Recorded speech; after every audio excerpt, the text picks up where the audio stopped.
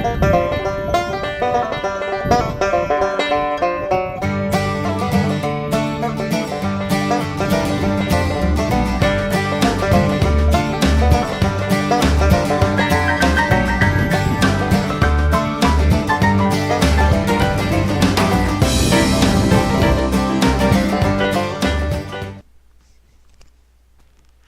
good evening YouTube. It's going to be a quick video to bring everybody back up to speed on our Nevada water situation that we addressed. We talked about last fall. We did a couple of videos.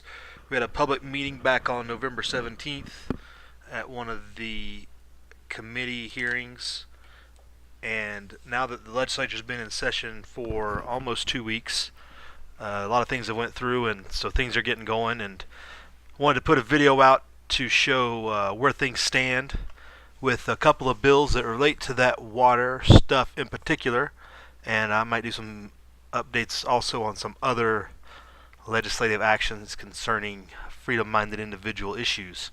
So first off here is Senate Bill 73. You can Google it or look it up. What you can do is you can go to the Nevada Legislature website. As you can see up here, legstate.nv.us. Look for the Nellis app or section of that to track bills. You can look up all the BDRs, bills that come down, all the committee meetings. You can pretty much look, sort, and look for anything. So it's a really useful tool. But relating to the issue at hand with domestic wells that came up last fall, this bill, SB 73, has been heard in the Senate committee already once. This back on February 7th, it looks like, or read February 6th, had a hearing on the 7th. So as the short text basically says, the rights of domestic wells, it also gives certain requirements of the water engineer, state engineer, to designate critical management areas where water is scarce. In particular, this applies to Pahrump and one basin, I believe it's in Eureka County, that was really the crux of the issue in the fall, but got wrapped into a bigger statewide issue. So looking at the text of the bill itself, as introduced, and what you'll notice if you go into these, in particular, look for the bold italics and blue are the changes, and anything red is something that's going to be deleted if the law passes, as the bill passes as presented. And as they go through the sessions and whatnot, these can change. There can be bold added, blue added, and there can also be green that changes blue, and there can also be red removed, etc. So you just have to pay attention to what's added and what's removed as you go along. But they're saying primarily this act is related to water. Certain provisions relating to domestic wells, declaring the policy of the state to manage conjunctively all sources of water. Previously, groundwater was separate from running water and the water basin, as it was the percolated water, as a lot of people refer to it, if I understand in that meeting right. But anyway, more importantly is what got added here. This talks about changes to existing water rights and new appropriations. Talks about the conjunction of appropriation of use, administration of the water. Section 2 talks about petitioning the state engineer to designate a groundwater basin, and it has to be done by, it eliminates the word majority and says a number of the permit holders or certificates to appropriate water in the basin. It requires at least 2/3 of the total groundwater committed to the basin. They have to hold, so it takes a group of people that hold at least 2/3 of the water rights in a groundwater basin to petition the engineer to designate an area and request a groundwater management plan. So that's very key. The state engineer just can't go out and do something in a critical designated basin. He has to be petitioned to do so. So that I think that's a good thing. Again, it goes back to local control. People seeing the need and wanting to come up with a plan to manage their basin, they have to petition for it. For the purposes of determining the amount of groundwater held in domestic well, each domestic well owner holds 2 acre-feet of water per year. So it reaffirms the right that was also mentioned elsewhere in NRS. I'd have to look at where exactly it is. It's probably real close to here, where that's mentioned as well. So that reaffirms that issue, which was a big issue in the committee hearing we had in November. So it goes on down. A groundwater designation basin that is on a groundwater management plan basically lists out those things that the state engineer may do and consider: limitations, percentage of water holder rights, domestic well users, and some of the things he can do to improve the conditions of the groundwater basin, which I guess you can get in there and look at particulars in particular about what you think about that. Here's a good one: limiting the movement of water rights, particularly those water rights which have not been used for 5 successive years. One of the key things about this goes along with grazing rights, water rights, appropriated rights which have been deemed as beneficial use, is it must be used to maintain that right. It'd be like, I like the equation of getting in line to get a ticket somewhere. You can't just leave the line and expect your position to be held and come back while everybody else keeps going through and expect to pick up where you got, just to get your ticket. It's real important that people maintain their water rights by using those water rights. That doesn't mean wasting them, but actually putting them to beneficial use. So that gives the state engineer some power over managing people who I guess you would say maybe they consider an investment plan to buy water rights instead of putting it to use for cattle or other uses. So that talks about the groundwater management plan in those areas. Seems all well and good. So I think this has been drastically changed since we had that committee hearing in November. And you can read it all for yourself and maybe make some better determinations. Again, it reaffirms the 2/3 majority, 2/3 water, needed to request that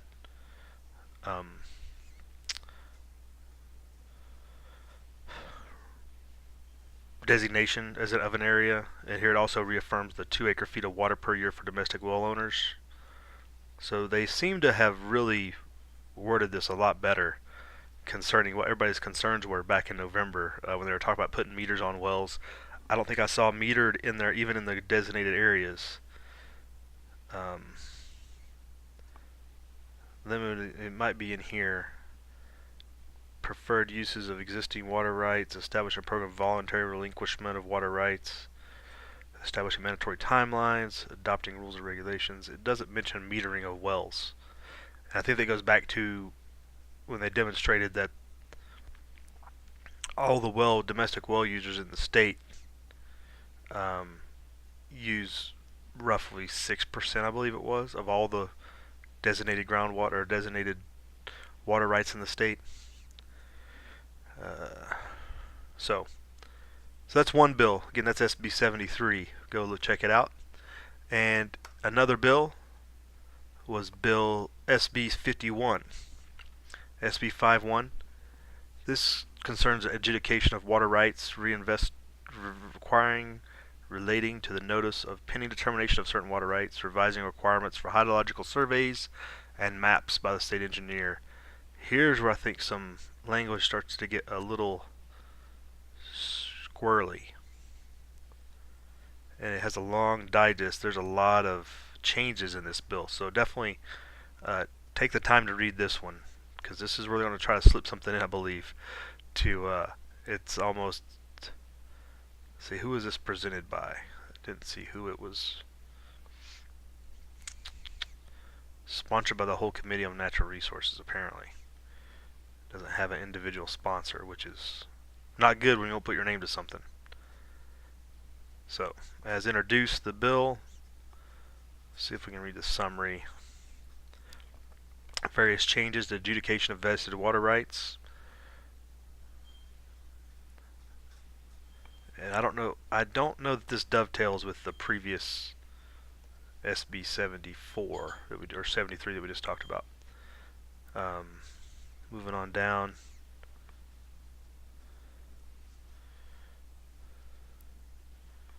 some mays instead of shalls. Remove some, I guess it weakens the language a little bit.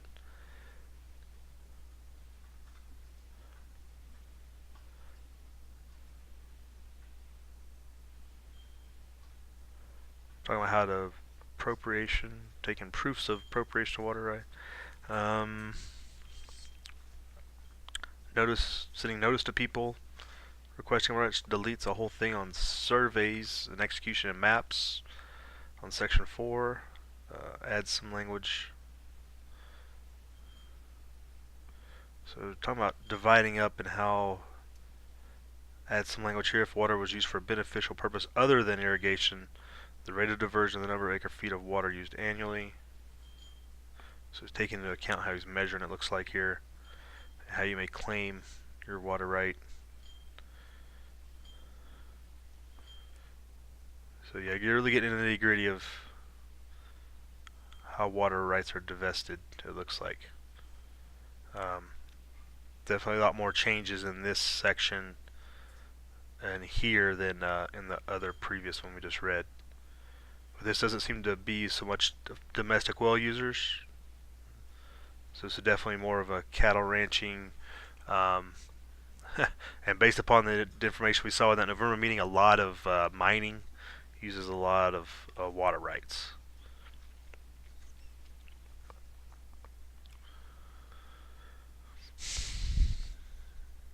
So I'll let you guys look up that if you're interested. We'll continue to track it and to see kind of how it folds and mends with as the legislative period goes on. These two could be combined as we go through the session to kind of get steam if they feel it's necessary to get them passed. See, this is NRS 533.024. Let's see exactly what this is.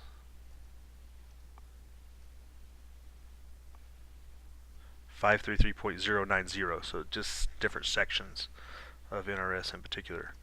Another bill, this is another positive one, I think.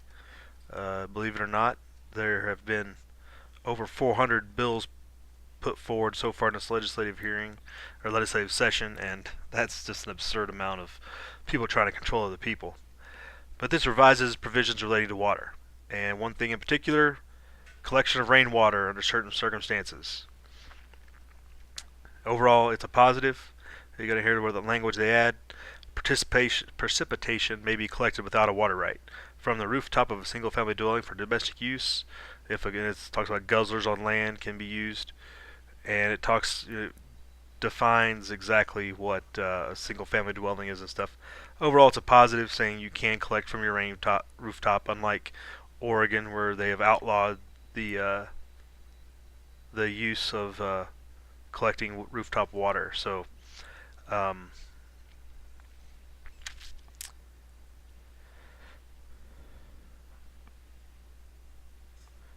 doesn't talk about I didn't find anything in here specific where it mentions anything about like limited, you can't put it on an outbuilding or a barn or nothing like that. It doesn't seem, just single family residence. So I don't know, they don't strive to limit it to only your roof on your main dwelling or anything like that. It doesn't seem like.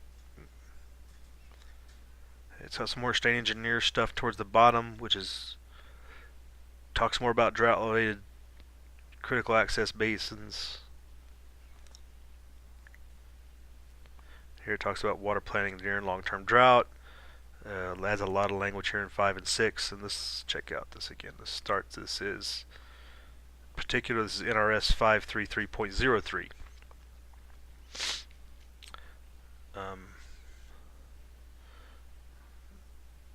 So the digest kind of summarizes it, but to really get into it, I like to look down here where it shows the blue languages being added and any red languages have been taken out, like here. So you can still really see what they're replacing it with and what was there previously, whether it's more restrictive or more lenient, I guess you'd say, or depends on what it is. So that's the three I've found in particular that relate to water rights and your ability to collect, store, maintain water. There's some drought resiliency adding some language.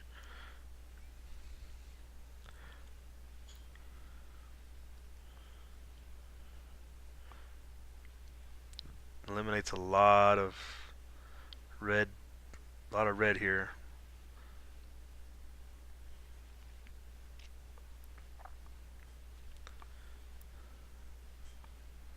This is all drought management, etc. I will read this. Don't want to bore you too much, but I think the stuff with that has to do with most individuals that live in single families or have wells, I think is covered.